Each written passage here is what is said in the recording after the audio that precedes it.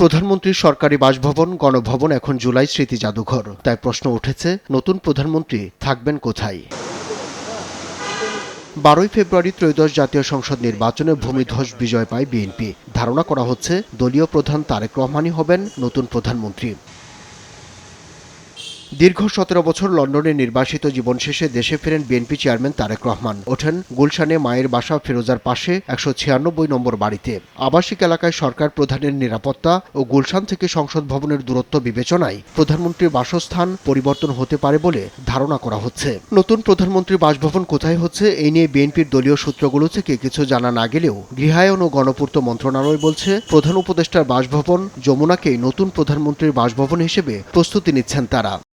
যমুনাতে যেখানে এখন প্রধান উপদেষ্টা মহোদয় আছেন ওই জায়গাটাকে আমরা ঠিক করবো আর কি। এমনি ঠিকই আছে, তারপরে ওনার কিছু যদি কোনো এডিশন সাবট্রাকশন থাকে সেটা আমরা করে দিতে পারি। বিগত 3 জন তত্ত্বাবধায়ক সরকার প্রধান যমুনায় ছিলেন, তবে গত বছরের সেপ্টেম্বরে সংসদ ভবন চত্বরে স্পিকার ও ডেপুটি স্পিকারের বাসভবনকে একীভূত করে প্রধানমন্ত্রীর বাসভবন করার সিদ্ধান্ত নেয় অন্তর্বর্তী সরকার। তখন প্রশ্ন ওঠে, তাহলে স্পিকার ও ডেপুটি স্পিকার কোথায় থাকবেন? এছাড়া সংসদ চলাকালে প্রধানমন্ত্রীর নিরাপত্তা ঝুঁকি বিবেচনায় ডিসেম্বরে সেই সিদ্ধান্ত বাতিল হয়। তবে গুলশানের 196 নম্বর বাসভবন মায়ের স্মৃতি বিজড়িত ফিরোজা নাকি সরকারি বাসভবনে থাকবেন তা নির্ভর করছে তারেক রহমানের ইচ্ছের উপর। গভর্নমেন্টের সিদ্ধান্ত, এটা আমি ঠিক বলতে পারবো না। গভর্নমেন্ট কিভাবে সিদ্ধান্ত নেবেন সেভাবে হবে।